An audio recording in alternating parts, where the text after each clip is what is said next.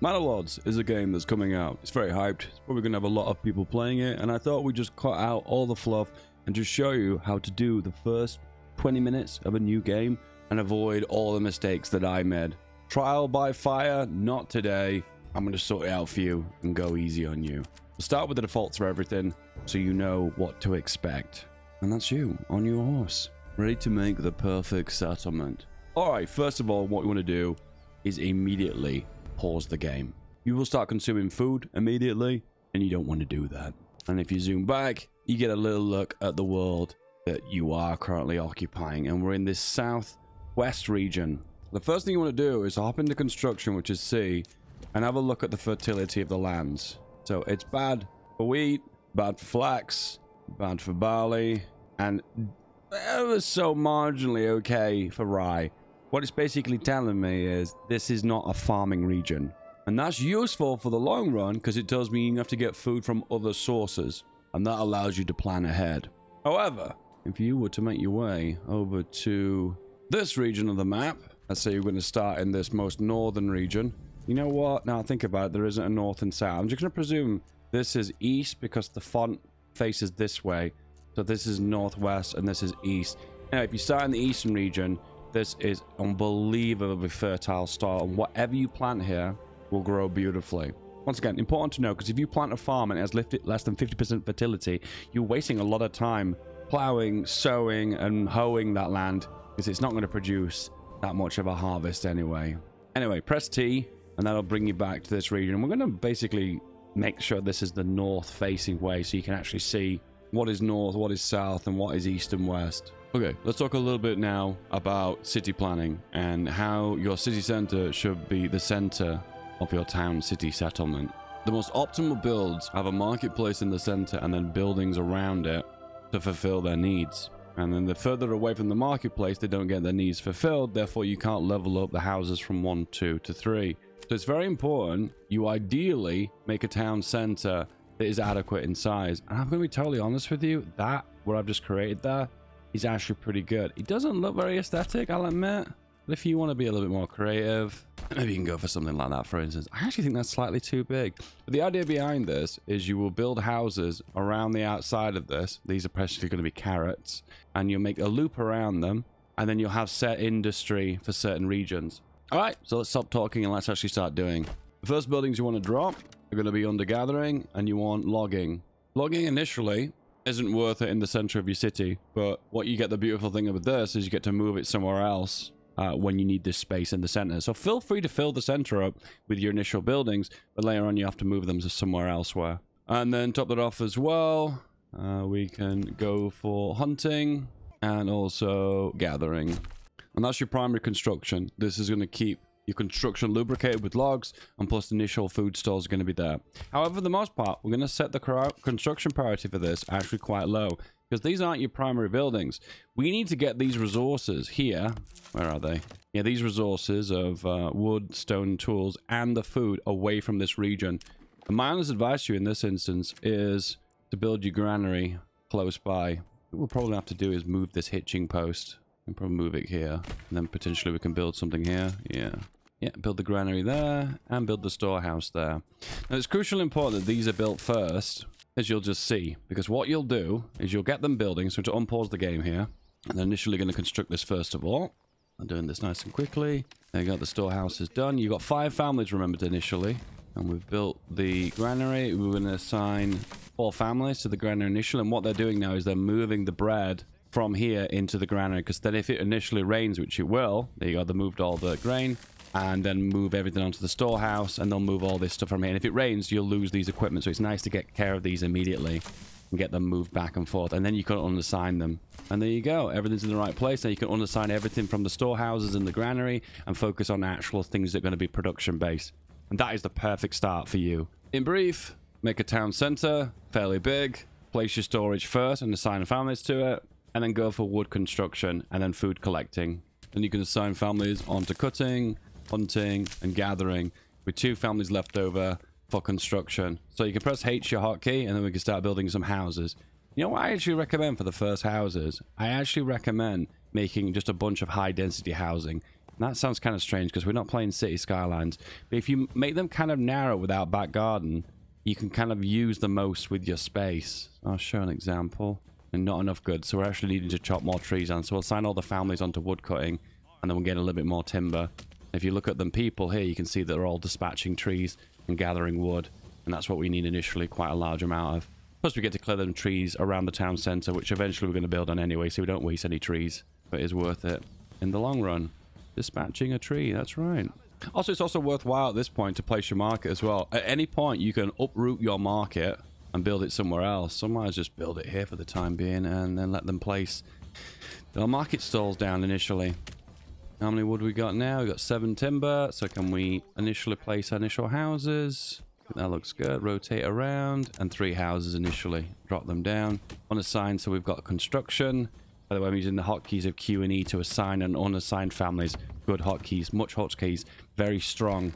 We get one recommendation as well is you have to upgrade your homeless people's tents because there's no way of actually moving it. I think that might be a bug, but regardless, put that on low priority and build it up, and it'll allow some extra families to come to your region.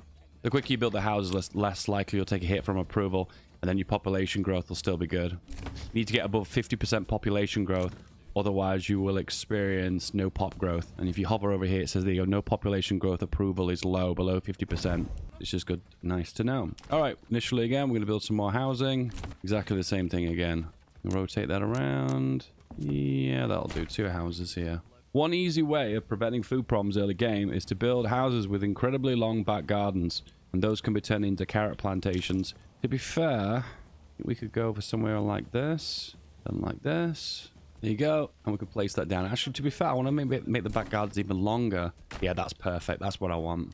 So, when it comes down to long back gardens, long plantations, for all the extensions you can build, carrots and apple orchards are the only ones that benefit from a longer back garden.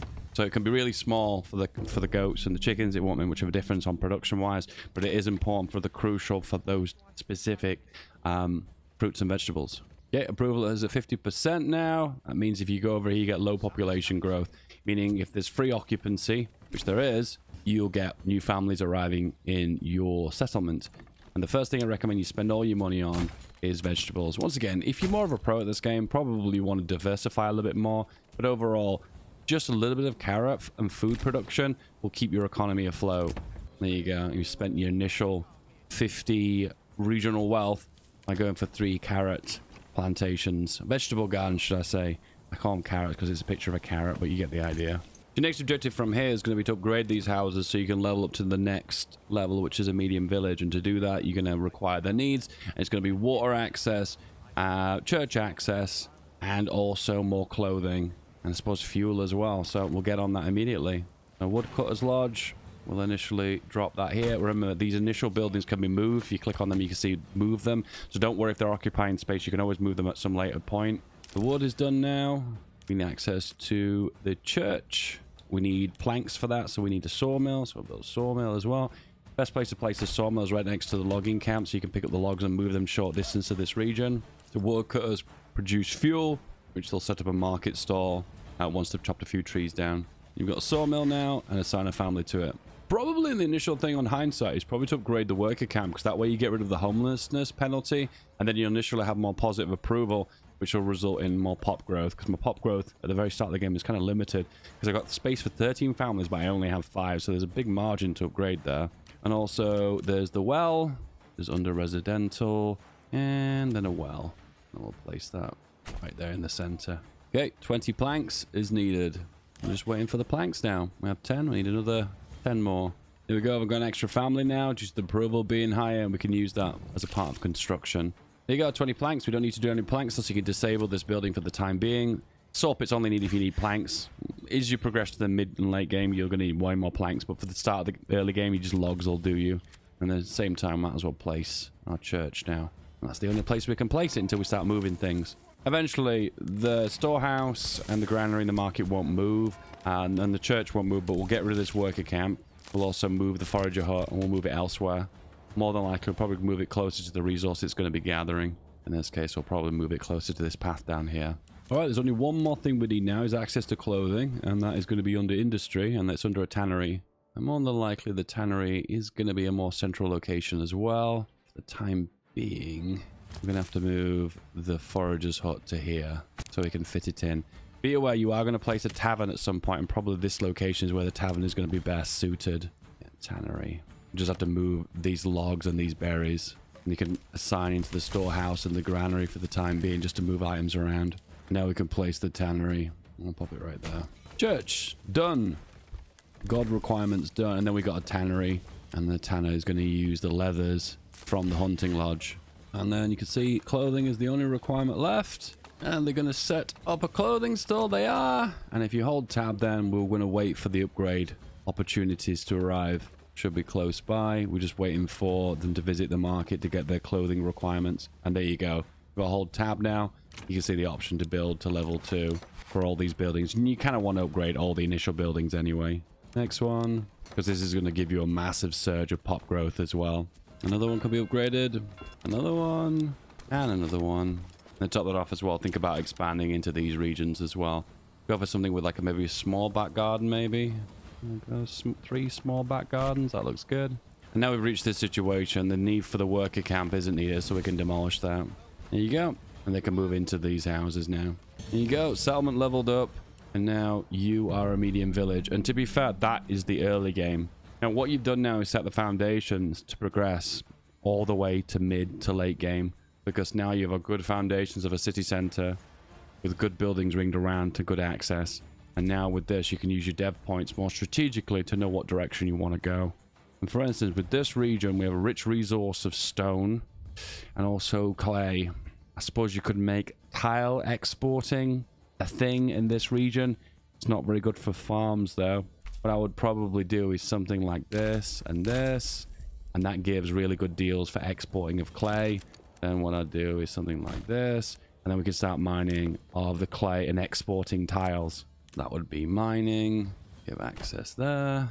At the same time, I want to give kind of decent access from the people through my town. So ignoring the King's Road, we'll go all the way to here. But then we can go through the King's Road if we need to as well. And top that off as well, we can focus on industry as well. So we can go for industry and then turn that clay into tiles. And that requires stone, so we're going to have to work on stone as well. And where's the stone pit? It is under mining again. And then you can go, we'll say we'll go here. And then they'll automatically go where they need to go in that case. And with that as well, you need a trading post. So I'm going to pop you relatively close to the King's Road. Loads of different supplies. So I'm going to wait for everything to build now. Because you're going to need a family on the quarries. So at least 2 families. Then you need another one for the clay furnace. Then you're going to need another one for the trading post. So you're going to at least need 4 or 5 different families. So make sure you build the houses needed for that. And in this case, we can move the woodcutter's lodge to maybe a more central region. And now, once again, something we'll probably move at a later date anyway. Prioritize that for now. Because you've got a clay furnace here, it might be worthwhile to make towards deep mining, which makes unlimited resources, which means you can unlimited amount of tile exporting. Something that's really worthwhile at this point. If you can do a mass number of constructions, my advice is probably to construct another logging camp and pop a logging camp further away from the town center. You tend to find that having 1 family on a logging camp will be enough unless you queue a lot of construction. But what you'll tend to find is just 2 logging camps with 1 family on each in different regions of the map, and you'll clear things out. And you can see now we're actually forming a circle now where our cutters are chopping. And don't forget to keep upgrading your houses, because upgrading your houses means you'll get more pop. So we now have a population now of 10. So 1 unassigned, 9 assigned, and 11 space overall. So it might be another good idea right now to think about expanding our houses once again. And probably going for something now with a relatively small back garden so we can upgrade them later on. Something like that, but that's going to require too many logs. And there we go, the houses are down now. And once again, we need to focus on pop growth at the moment, so that's why we're focusing on that now. But of course, don't forget about upgrading houses if need be, because remember, 1 extra upgrade on a house gives 1 extra family. And you reach this phase where you go from a village to a town, and teetering towards more of the mid-game. And you tend to find population becomes so much more worthwhile. Sign the families onto stone cutting and onto mining for your clay. Realize the 2 mines are actually really close together too. Okay, we've got enough stone now, so we need to focus much on stone. And now we can go for the clay furnace. We'll pop the clay furnace right next to the trading post too. What I'm doing here is these small houses with small backyards. What I'm doing is then chicken coops. Once again, just a little bit of food trickling into the economy. And because I can't rely on a rich berry deposit or a rich animal deposit or good fertile land for farming, I have to rely on these kind of ways of getting a little bit of food from the plantations that I'm getting from my homes. Okay, the furnace is done. Add a family in there, and then the rest of the families that I've got, apart from one, can be assigned to mining. It's usually worthwhile too, just from a min-maxing perspective. On all building upgrades, house upgrades, I put on low priority, but then the main production buildings are on higher priority. Because at the end of the day, you want to get your industry going unless you're focusing on pop. And right now, I don't need to focus on pop because my pop growth is really good. Trading! Send a family to a trading post, and now we could start selling tiles. However, we need a little bit more money to set up a trade route before we can start moving out. So what you could do in the meantime is export all of our stone. That makes us just a little bit of money so we can set up a trading route for tiles, because we are going to need stone a little bit to upgrade our buildings, our houses to level 3. Loads of houses. I'm going to do something like this. Once again, more high density housing. Oh, we've got a decent amount of money now, so we'll stop exporting our stone because we are going to end up using stone. What we'll do now is export all of our tiles. Set up a trade route for tiles. Stop exporting stone. And we need at least 20 tiles, don't we? No, actually, don't we? I need about 10. So we'll set this to 12. And then we'll use some tiles to upgrade our houses to level 3, which we will do eventually. And that requires 4 tiles. So that can upgrade 4 buildings, 4, 8, 12. And plus, we can use the 10 to upgrade the church as well. Now we need to turn the sawmill back on, because we're going to need planks to do the next part of upgrading. And the wealth is now going up. 71 wealth. That's good. All right, we're reaching the point now we need to move things out of the center. So in this case, I'm going to grab the logging camp, and we're going to pop that on more of the outskirts, right about here. Same for the hunting camp. We'll move that closer to the animals. Pretty far away, to be fair, but it will go somewhere right here. The woodcutter's lodge, once again, we'll pop it near the industry in the right about here. And the tannery as well can go near, but the tannery can't actually be deconstructed. I think we'll leave it for the time being unless we need space. I guess we could move the forager's hut as well, closer to the berries. And we could move the sawmill closer to the other logging camp. I suppose you could pop you there. Be aware, when you move these buildings, you have to reassign the families, otherwise they'll not continue the production. It's usually good at this point to keep the logistics flowing is to find your hitching post, which is here. I'd already have another ox and upgrade to a small stable. And then what you can do then is assign an ox onto your saw pit. You always need to have one unassigned ox for moving logs around for construction, but then also having one dedicated ox for the saw pit means that you don't want to move logs over. It's a bit of a weird thing in this game. Everything can be moved apart from heavy logs, your primary construction resource, and that needs an ox to be moved around. We're at the church now, which is one of the key requirements for level 3, as well as a tavern. And to be fair, we're not going to be producing any barley because it's not a very fertile region of the game. So in that case, we'll import barley, and then we'll change it into hops, and then the hops will be changed into brewery to ale for the tavern. And then we can build the tavern. We'll build the tavern somewhere like here. Yeah, it looks good. And once again, keep placing houses around the center. And because you've got the money now, you can do some goats, some chickens. And this is all from the wealth of exporting tiles. I wish you could see the total amount that you exported, but we made a decent amount of money with that. And one of the big limiting factors you're going to find is pop growth. You want to expand into all these industries to diversify, but you need the families to be able to do that.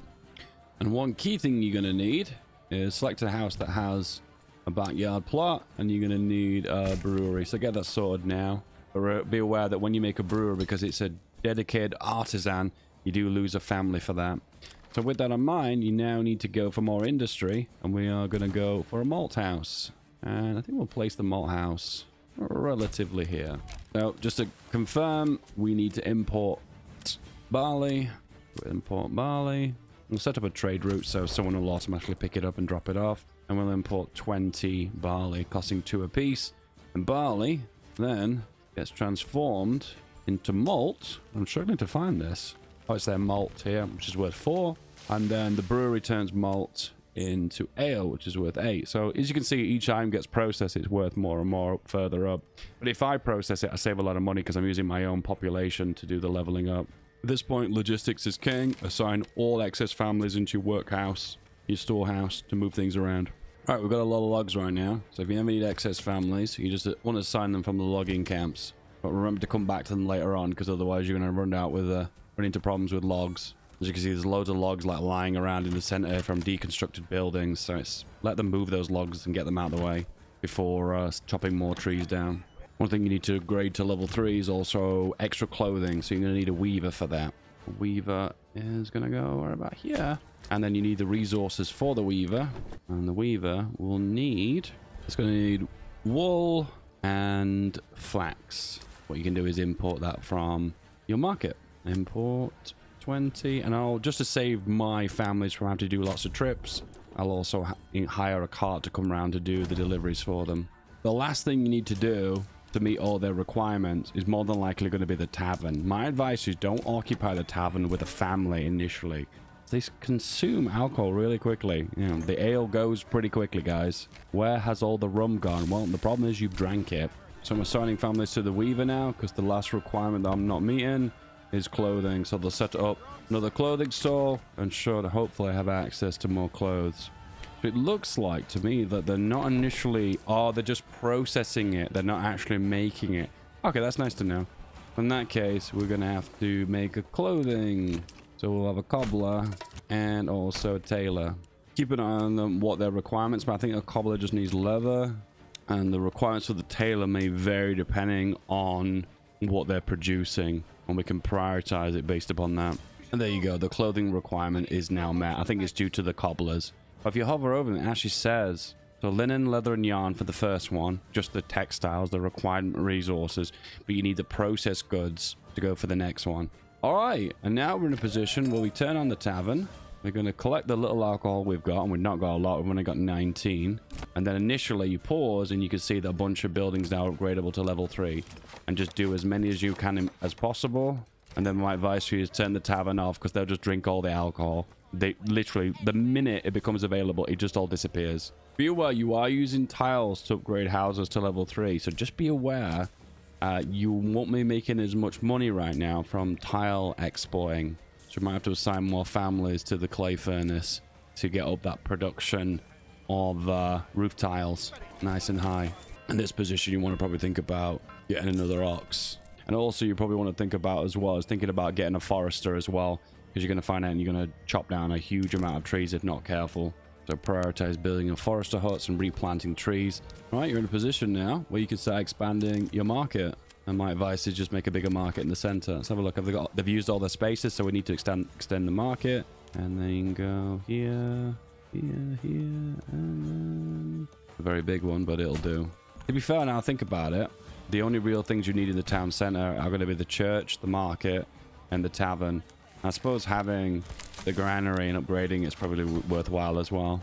When you've got the upgrades that have begun, you can turn the tavern on again, collect some ale, and then their needs for ale goes up, and then we could start upgrading more to level 3s. And if you just want to use all your resources and just exhaust everything to get to level 3, my advice is pause at this point, because you might not meet all their needs permanently. And there you go, you've used all your resources, so turn the tavern off now. Turn off the taps. You go, you've unlocked a point, and you're about to get the next point straight after it when you get at least 10 plots. What you tend to end up with is you can't build any more market stalls with these storehouses and granaries, so you tend to have to build another one. So another storehouse, can't really fit it in there. Usually the best thing to do is to delete the markets, place the buildings you need, and rebuild the market. Markets can be any shape, so they're flexible. We'll do that now. Delete that road, delete that road, delete that road, delete that road, delete that road. Delete the market, delete the market.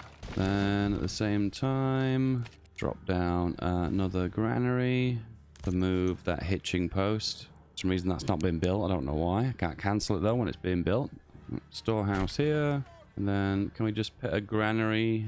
Oh, it has to be connected to a road. Okay. And they'll place another granary there. And then we just make a really rough shape market now. I don't know. I have to move the resources, otherwise you have to build it around the resources, which is a bit frustrating. So you have to let them pick everything up and move it back to where they need to be.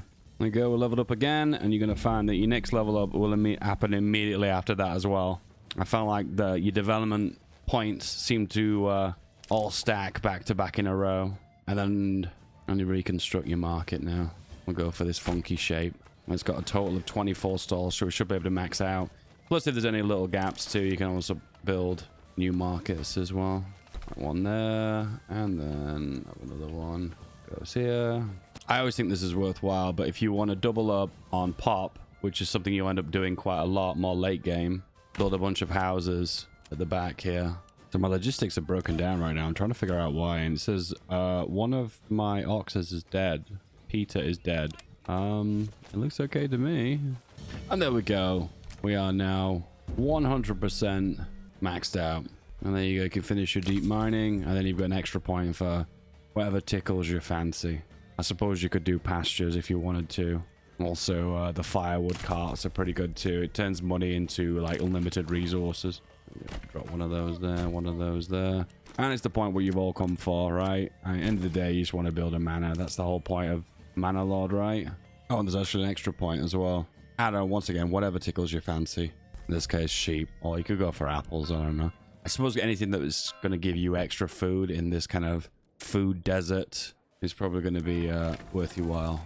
One of the biggest issues you run into at this point of the game is your logistics tend to break down. So my advice is to order more oxes, build more stables to house them. The only thing I can think of to get resources moving around is to get a big storehouse and more granaries and assign families to that. All right, then we'll place a manor. We're not going to focus too much on the cosmetics. I just wanted to get a manor down. Also, one final thing to do is also upgrade the mine to a deep mine. It's usually really worthwhile that because you get unlimited resources. Unlimited clay, that means unlimited profits when you export all your stuff. Definitely worth it. There we go. You got a manor. Wow. Hang on a minute. It's just a house. Because if you want to design it something to make it more majestic, you can do. End of the day, you probably also want to build the garrison tower as well. By the way, if you find your logistics just completely stop working and things aren't getting moved, disable like some buildings, just a handful of them, and you'll find that resources will eventually find where they need to get to. And there you go. The resources are all going here. They tend to find that if your logistics get completely saturated, nothing gets moved at all. Then you get access to policies. Wild animals and rich deposits breed twice as fast. I guess animals is quite good. That's good for saving food. I guess we go for the food one actually. And you also get the ability to hire a retinue as well. You can't recruit anymore because you need money in your treasury, and to do that you need to tax. The easiest way of getting a little bit of your treasury is it belongs to the treasury now. And if you hop into here now, customize, and you can use all that treasury to hire some more guys. Easy. And taxing, you can do tax at 12%. As long as you're above 50%, you'll be fine. And now you've got a little bit more taxes. You can hire another more retinues. Full 24. You can give them all big ass armor. Well, most of them anyway, until I get more treasury. And then top it off, you can perfectly hire some mercenaries like I have done here. And it's best to just hire them when you've got them available. And then when you need to renew the contract, you can just pay that with the treasury. And a lot of the time, they're quite cheap to keep maintained. However, they do seem to perform a little bit worse in combat compared to your regular retinues. And there you go. That's the first section of the game, guys. Like in first settlement. I suppose from this point on, you want to start claiming territory and maybe trying to set up settlements elsewhere. Probably setting up this one here would be worthwhile because, as I mentioned earlier in the game, this has some fantastic fertility and it wouldn't mind growing some rye and some wheat in this region and rotating between the two. And that way you get some really great crops and be able to make money from there and export back to the capital. You can probably try a different region that is based just on currency and maintaining it by currency. Probably base it on exporting or being self-sustained by, in this case, trade goods. Hey, do you like these kind of tutorials for Manor Lord? Please let me know in the comments below. Apart from that, boys, hope you have an awesome day and I'll see you guys next time. I'll see you soon. Bye-bye.